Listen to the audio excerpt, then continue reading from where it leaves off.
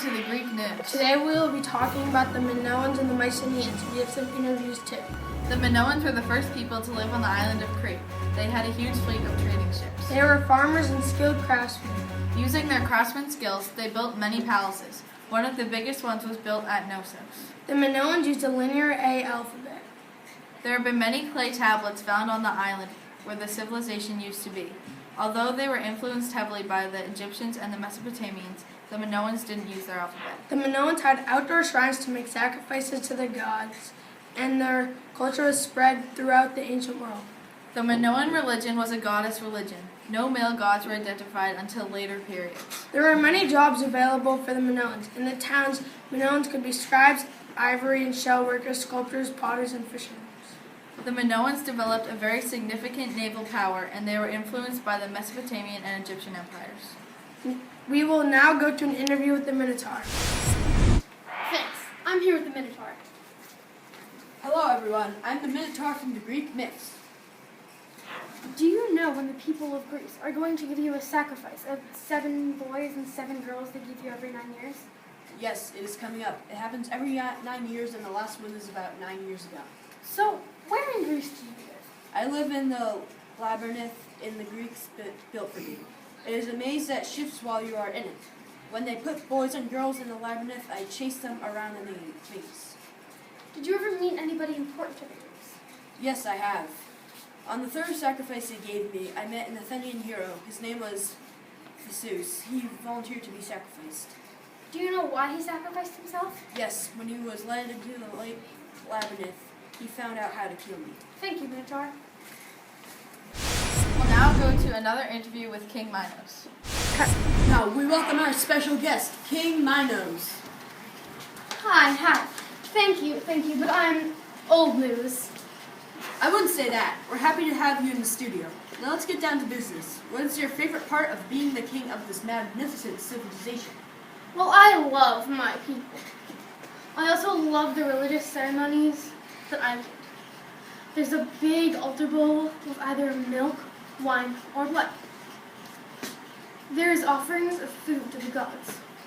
There are many musicians and sacred symbols, like the large golden double-headed axes, the wooden images of bull's horns. Also, the golden statues of various gods and goddesses, including the goddess holding 2 snakes. She represents the goddess of protecting the household. Wow, that sounds amazing. So what was it like living in that splendid palace at Knossos? Well, let me tell you, it is magnificent. There are flushing toilets and there's running water. There are beautiful personal apartments that have amazing frescoes all over the walls. My queen's apartment has dolphins painted on the walls. The whole building is built around a large courtyard that we use for religious ceremonies. There are red stone pillars holding up the wooden ceilings, and there are large storerooms filled with extra goods that we will trade. Incredible! I've heard so much about this other. Now it's a real aspect of your palace. The labyrinth.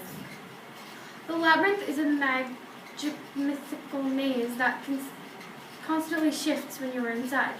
There are many traps you can get caught in, wrong turns you can take, and monsters you can battle. Many heroes have been lost in the maze because of the Minotaur. He hunts down for humans to eat. He was slain by Theseus, a boy from Athens. The only reason he made it out alive was because of my daughter, Ariadne. She fell in love with him and gave him a sword and a ball of string that she tied to a pillar near the entrance of the maze. When he went in, slayed my beast, and then came back out. When Theseus left to return to his homeland, he took Ariadne with him. When he and his crew stopped on an island called Naxos to rest for the night. In the morning, my darling princess was still asleep. They left her.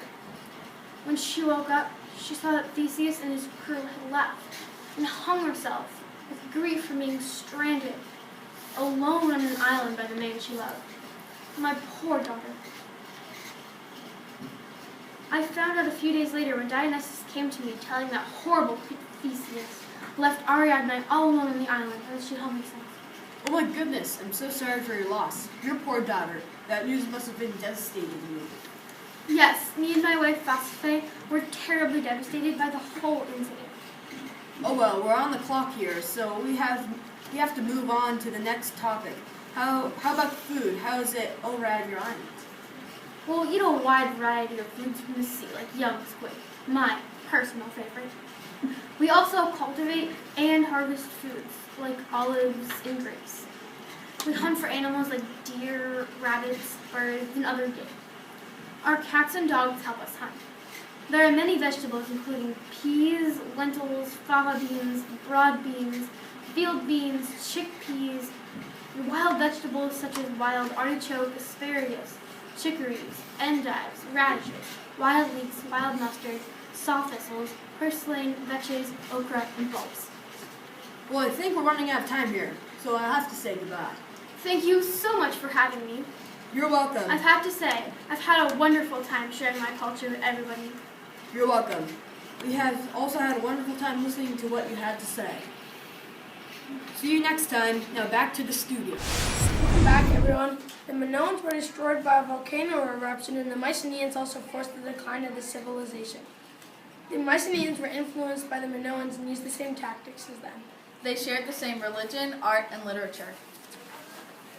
The Mycenoans were the first civilization on the Greek mainland, like the Minoans were the first on the island of Crete. They cultivated grapes, olives, and they also traded jars of oil and wine and butter. They also buried their dead people in the monumental family tombs. The Mycenoans were the first people to speak the Greek language, as well as live on the mainland of Greece. They used the Linear B alphabet, an improved version of the Linear A used by the Minoans. They thrived around the time of the Bronze Age, and they made weapons out of bronze. The Mycenoans became a dominant force and had lots of military power. They also fought in the Trojan War against the people of Troy. They were very warlike people, used bronze weapons, and most to all of their artwork was about warfare. Taxes were collected by the Mycenaean king, and the palace was at the center of government and power. The palaces had high stone walls and consisted of many buildings. Each Mycenaean kingdom had its own city. They were ruled by a monarchy by one king. The Mycenaeans lived on the southern part of the Greek peninsula. In the Mycenaean temples, they had sacred symbols like the bull's horn and the axe. Other city-states that were established during the Mycenaean period were Thebes, Athens, and Tiryns. They were traders with other kingdoms. We now have an interview with a Mycenaean citizen. Cut.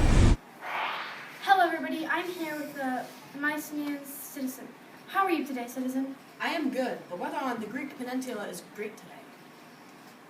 How much do you feel the Minoan civilization has influenced yours? We use a lot of Minoan generated ideas in our society. Since the Minoans learned so much from the Egyptians and the Mesopotamians, I suppose we have some of their culture too. Where do you fall in the timeline of ancient Greece? Our civilization is the past period of the Bronze Age. Much of our literature and mythology influenced later Greeks. Can you talk a little bit more about your literature? Sure. Religious and literary texts were written by people from my civilization using the Linear B alphabet, an improved version of the Linear A used by the Minoans. How does the government work in Mycenaean city-states, and who had power? We have political hierarchy and a monarchy. At the top is a king or the Waynex, who is a political and religious leader. Below him are the local chiefs and controllers who take care of administrative jobs. The safety of people is responsibility to the army. How did the Mycenaean kingdom come to an end? People have many theories about how our civilization ended. Some think it was the Dorians who attacked and started the Greek Dark Age. Others think it might have been a drastic climate change or a natural disaster. Thank you very much for your time. Now we'll go back to Harold and Clarissa in the studio. Back to the Greek News Channel. Today we have a special report on the history of the Mycenaeans and the Minoans. Back to you, Clarissa. Thanks, Harold. First, I should tell you a little bit more about the history of the Mycenaeans and the Minoans. A long time ago, there were warlike people named the Mycenaeans that originated in about 1450 BC in Western Europe. One day, the Mycenoceans settled on the island of Crete. Another group of people named the Minoans already settled there. The Mycenoceans forced the decline of the Minoans and adopted their culture. After this happened, the Mycenoceans were eventually destroyed by a group of people called the Dorians. This caused the start of the Dark Age, when important skills like writing and reading were lost. Back to you, Harold.